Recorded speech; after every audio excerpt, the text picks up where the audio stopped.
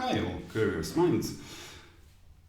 Today Diablo 4 is out, but before I start doing my stuff and go to play some, I would like to talk about a little about cybersecurity. And yesterday I had a very interesting conversation about cybersecurity and about yeah, sorry.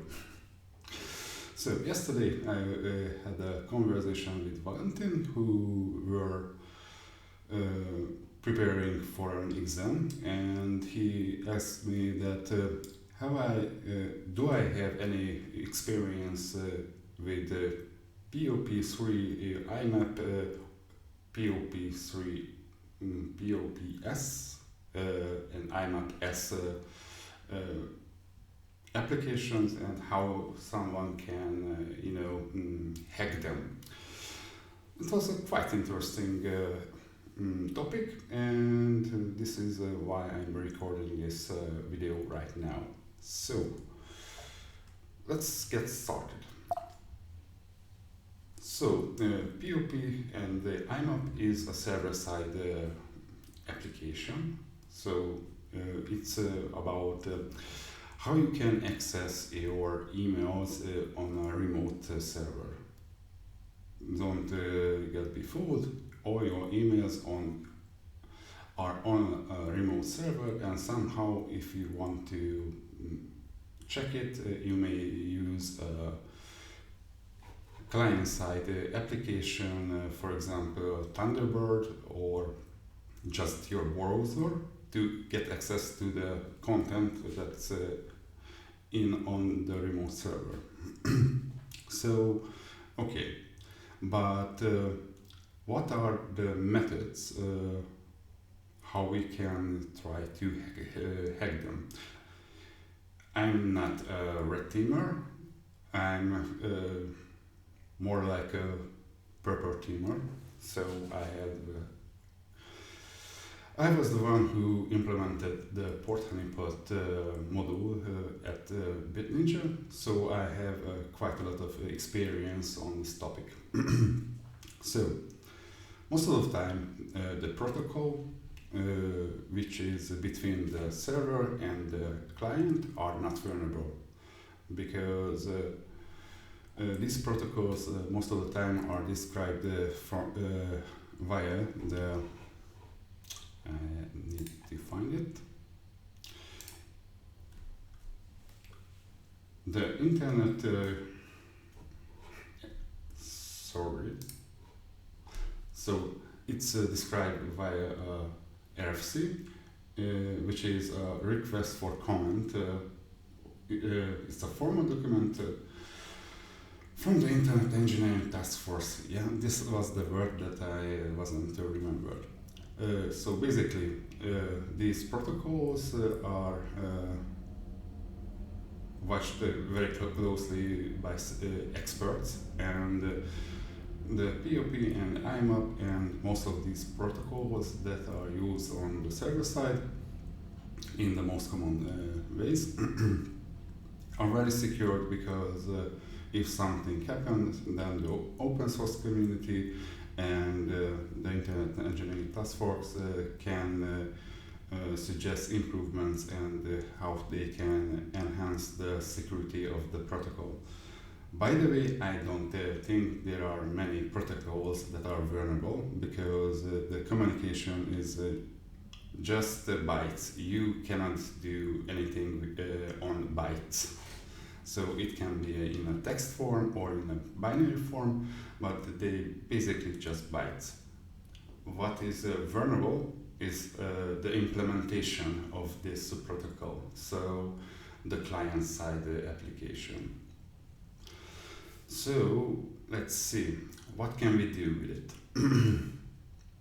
We can, if we go back to this site, slide or site.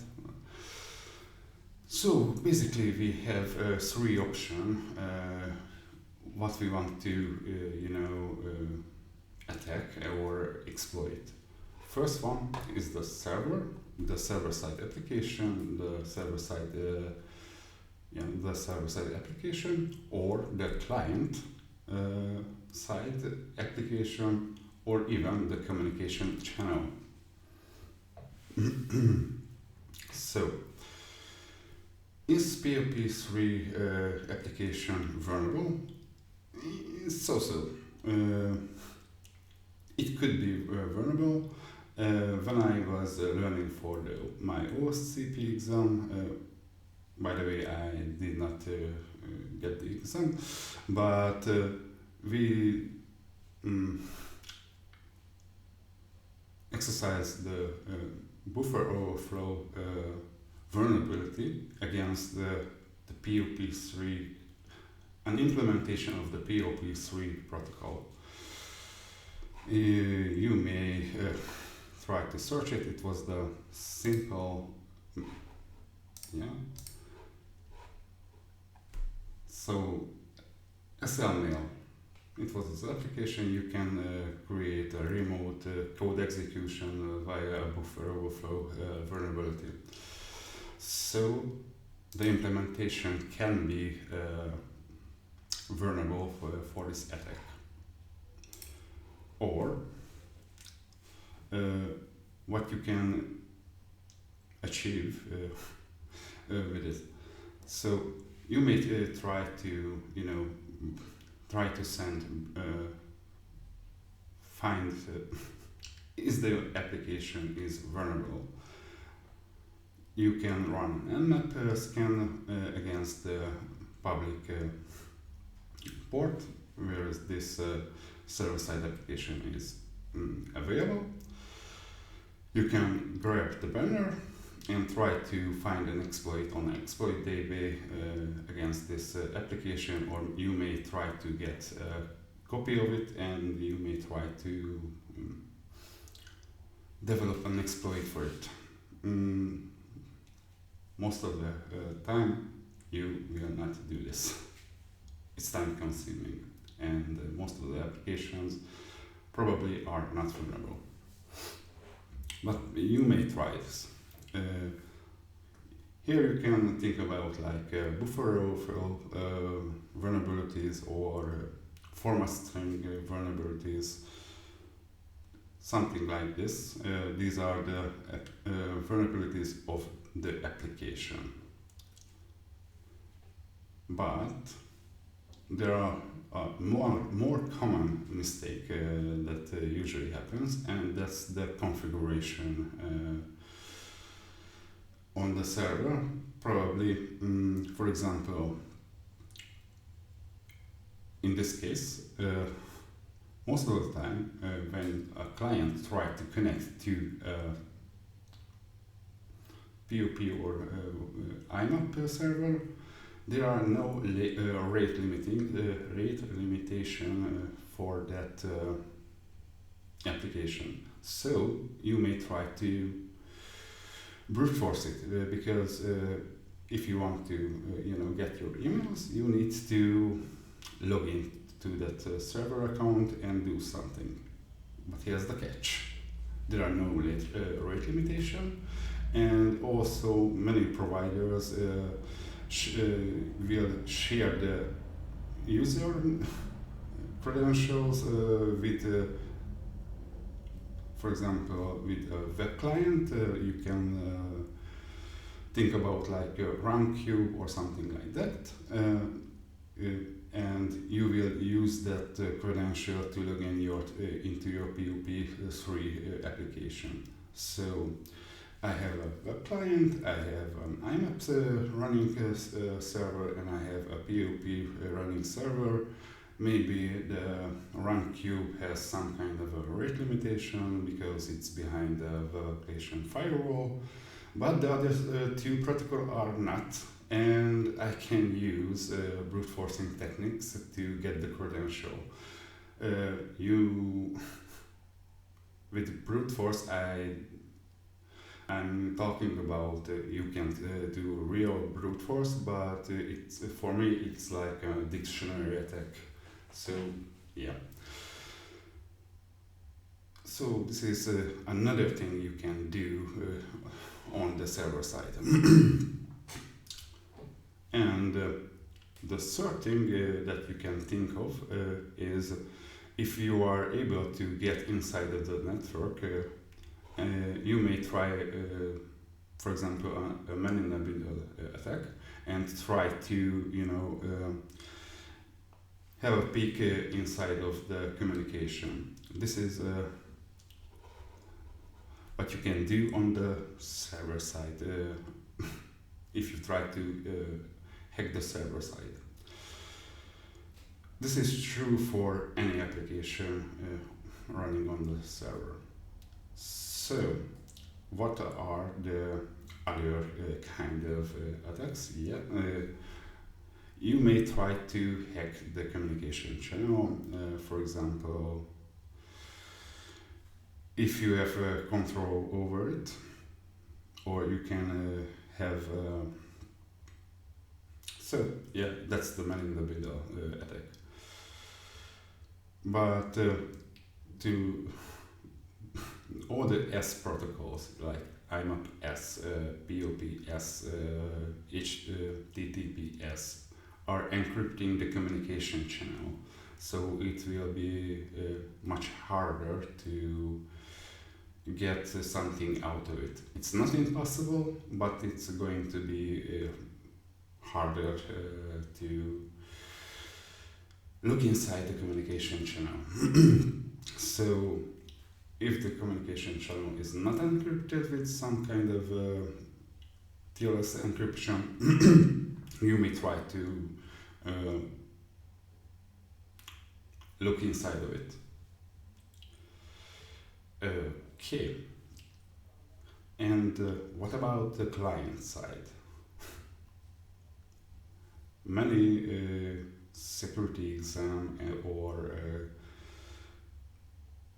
person I talk with always never talk about the client side because they want to protect their infrastructure.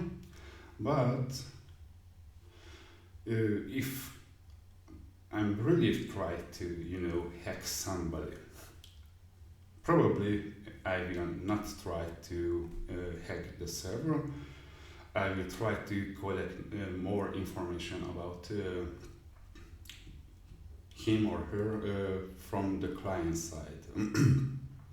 Here you can think about, okay, I found out somebody has an account on the server.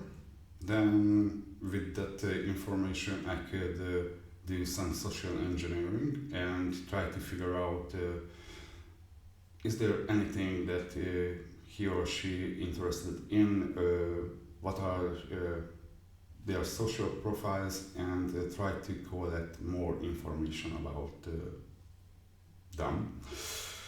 And this way I can create a dictionary that I could use to brute force the server-side application. And many people still using the same password everywhere. So with that, probably I could hack into other accounts that they have, and this way maybe I can make a privilege escalation or something else. Okay. Or I could even try to do man-in-the-middle attacks inside of their environment as well, because if I can make them click on something or install something on the client side, then I could make basically I can do anything on their side. Maybe I could collect their credentials on the server side, client side, or I can create a proxy and tunnel every communication through that tunnel and do it on an unencrypted way and collect every credential I can find, or maybe with a keylogger or something like this. Okay, so Let's see what else I have. Yeah. And by the way, with this, many people say, okay, the server side email accounts are not vulnerable and the software there is not vulnerable. But many times, if what can you achieve with it? So do I need to try to brute force in it or find a credential? What I can achieve it? I don't know how many times I received or saw that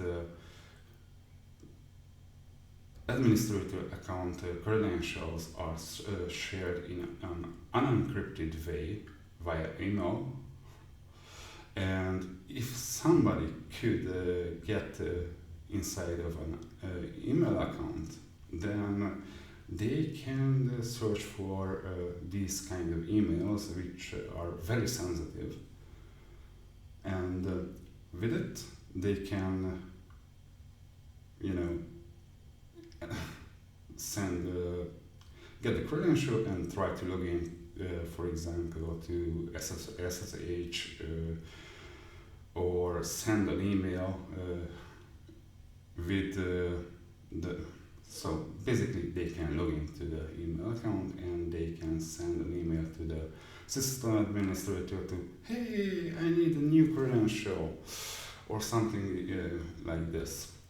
Or for example, they have the client, so the client created some kind of a two-factor authentication, and it's like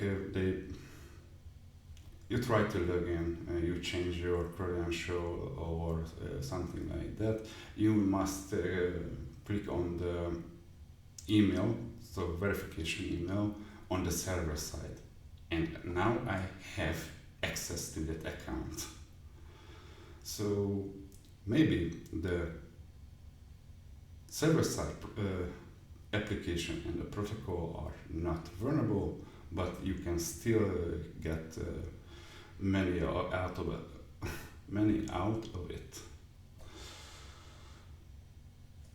Okay, so I hope